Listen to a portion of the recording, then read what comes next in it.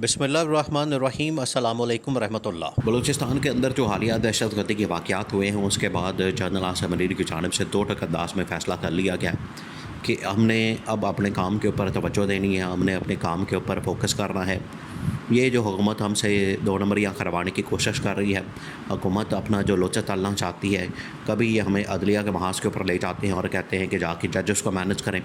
जजेस की जानिब से ख़त लिख दिया जाता है, वो ना सिर्फ एग्जीक्यूटिव के ऊपर बल्कि इंटेलिजेंस एजेंसी के ऊपर सवालिया निशान खड़ा कर देते हैं। जो इस्लामाबाद हाई कोर्ट के 6 जजेस की जानिब से ख़त लिखा गया था, फिर उसके बाद इन्होंने जब इलेक्शन ट्रिब्यूनल्स का मामला आया और इस्लामाबाद के 3 हलके खुले और उसकी सरबराही इलेक्शन ट्रिब्यूनल्स की सरबराही जस्टिस तारिक महमूद जहांगीरी कर रहे थे, इन्होंने पकड़ के तो उसकी जाली डिग्री का केस बना दिया, जाली डिग्री निकाल दी। उसके ऊपर जो है कराची यूनिवर्सिटी ने हंगामा खड़ा कर दिया कि जाली डिग्री नहीं है बल्कि असल डिग्री है। बाद में उसके ऊपर अलहदा मसला बन गया। तो हुकूमत जो अपना लोचा ताल रही है, हुकूमत की जानिब से जो 2 नंबरियाँ की जाती हैं अपना इक़्तिदार बचाने के लिए, इक़्तिदार के सर्वाइवल के लिए, हुकूमत के सर्वाइवल के लिए, उसमें ये चाहते हैं कि इस्टेब्लिशमेंट भी हमारे साथ मिल जाए, इस्टेब्लिशमेंट भी हमारे साथ रल जाए, इस्टेब्लिशमेंट भी हमारे साथ इसके अंदर शामिल हो जाए और इनको भी हम अपने साथ मिला लें और मिला के जो है इनको अपने साथ बैठा के, अपने साथ मिला के और हुकूमत और इक़्तिदार जो है इसको लंबा कर लेते हैं। ये असल में इनकी ख्वाहिश है। लेकिन उधर से जब दहशतगर्दी की वारदात हो गई, दहशतगर्दी खुल गई और मुल्क के अंदर अमन व अमान के सूरत हाल ख़राब हो गई, वहाँ पर दहशतगर्दी के वाक़यात शुरू हो गए। उन्होंने एफसी के कैंपों पर हमला शुरू कर दिया, उन्होंने लिविस के कैंपस पर हमला शुरू कर दिया, उन्होंने आम शहरियों को मारना शुरू कर दिया, लोगों के ऊपर हमला शुरू कर दिया, पंजाबियों को मारना शुरू कर दिया, सीधे फैर मारने शुरू कर दिए। फ़ौज ने कहा कि ये तो पाकिस्तान के सर्वाइवल का मसला बन गया है, अब हमें हुकूमत के सर्वाइवल की फ़िक्र नहीं बल्कि पाकिस्तान के सर्वाइवल की फ़िक्र है। फ़ौज का मिशन ज़्यादा बड़ा होता है। देखिए, फ़ौज बड़े कैनवस के ऊपर देखती है, हुकूमत को तो सिर्फ पड़ी होती है अपना या तो एनआरओ ले लिया जाए या शरीफ ख़ानदान जरदारी ख़ानदान दोनों को पड़ी होती है कि या हमें एनआरओ मिल जाए, हमें जो है वो हमारे केसेस माफ़ हो जाएं, हमें हलवा मांडा करने की इजाज़त मिल जाए, हमें लूट मार करने दी जाए। आपस में ही तो ये बैठे हुए बंदर बांट कर रहे हैं। अब इससे पहले पिछले हफ्ते जब ये वाक़या पेश आया वहाँ पर बलूचिस्तान के अंदर, तो ये आप वज़ीर-ए-आज़म हाउस के अंदर, फिर उसके बाद गवर्नर हाउस पंजाब के अंदर ये मुलाकातें कर रहे थे और औरतों की बंदर बांट के ऊपर इनकी नेगोशिएशंस हो रही थी। अब मंडे वाले दिन उन्होंने दोबारा मीटिंग कॉल की है और मंडे वाले दिन जो मीटिंग रखी गई है उसके अंदर भी इन्होंने यही मुलाकात करके बात की है। मंडे वाले दिन जो मुलाकात हुई है, मीटिंग हुई ये पंजाब के गवर्नर हाउस में, उसके अंदर भी यही डिस्कस किया गया कि औरतों की बंदर बांट कैसे करनी है, लाएँ पैसा, हमें पकड़ाएँ, हमें पैसा दें। पीपल्स पार्टी वाले तो मुँह खोल के बैठे हुए हैं कि हमें फ़ंड्स दें, हमें पैसा दें।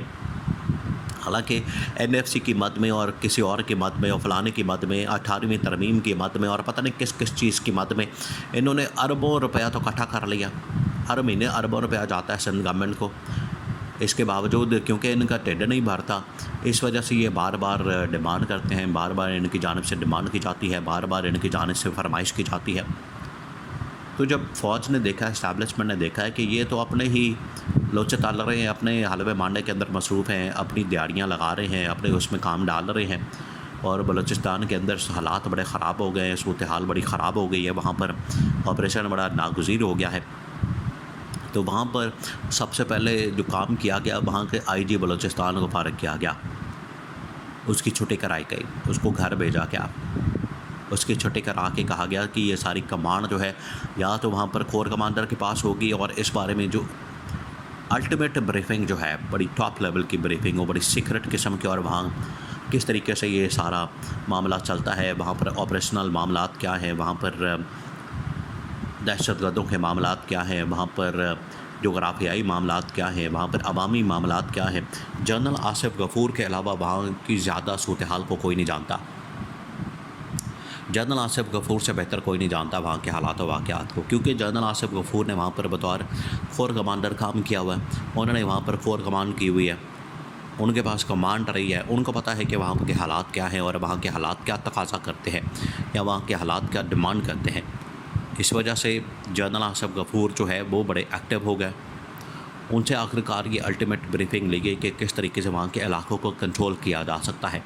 क्योंकि ये इमरान खान के दौरे हुकूमत में असल में ये जो कमांड है, सदर्न कमांड जो कोयटा की कोर है, ये जनरल आसिफ गफूर के पास थी। तो अब इमरान खान के दौरे हुकूमत में जनरल आसिफ गफूर ने वहाँ पर बड़ा ज़बरदस्त काम किया। उन्होंने बड़े ज़बरदस्त अंदाज से वहाँ पर ना सिर्फ वहाँ की आवाम के साथ बड़ा ताउन किया, उनके साथ बड़ा अच्छे तरीके से डील किया, उनको अपने साथ मिलाया, वहाँ के लोगों को अपने साथ मिलाया, वहाँ के दहशतगर्दों को अपने मेन स्ट्रीम के अंदर लेकर आए, उनको हथियार डालने पर मजबूर किया, सरेंडर करने पर मजबूर किया। ये उस वक्त की गवर्नमेंट की पॉलिसी थी, इमरान खान की पॉलिसी थी, इमरान खान की जो उस वक्त इस्टेब्लिशमेंट काम करी थी उनकी पॉलिसी थी, और साथ में जो कमांड उस वक्त जनरल आसिफ गफूर के पास थी, उसकी वजह से ये सारा मुमकिन हो रहा था। तो उस वक्त की कमांड ने तो बड़े ज़बरदस्त फैसले किए, उन्होंने तो बलूचिस्तान की सूरत हाल को बड़ा कंट्रोल करके रखा। लेकिन इस हुकूमत की जहाँ पर ये नाकामी है, जो ये PDM की गवर्नमेंट आई है पिछले तकरीबन कोई 2.5-3 साल से, 6 महीने की जो राटें लगाई हुई है इन लोगों ने, असल में तो इनकी हुकूमत है 2.5 साल की। तो ये जैसी गवर्नमेंट के अंदर आए, दहशतगर्द वापस आना शुरू हो गए, मुल्क के अंदर लूटमार शुरू हो गई, मुल्क के अंदर आए रोज़ स्कैंडल्स आना शुरू हो गए, कभी गंदम का स्कैंडल, कभी IPPs का स्कैंडल, कभी बिजली का स्कैंडल, कभी बिलों का स्कैंडल, कभी चीनी का स्कैंडल, हर चीज़ के अंदर स्कैंडल आना शुरू हो गया। लोगों को पता लग गया, दहशतगर्दों का भी कान खड़े हो गए कि ये तो अपने लूटमारे के अंदर मसरूफ़ हो गए हैं, तो चले हम भी कार्रवाइयाँ करते हैं अपनी। उन्होंने फिर हमले करना शुरू कर दिए। तो ये बड़ा खौफनाक किस्म का फिर हमला उन्होंने प्लान किया, जो बलूचिस्तान के अंदर उन लोगों ने किया। उसकी वजह से तो हुकूमत के 14 तबक रोशन हो गए और इस्टेब्लिशमेंट की आंखें खुल गई। उनको भी रियलाइज़ हो गया कि ये जो हुकूमत कर रही है, हुकूमत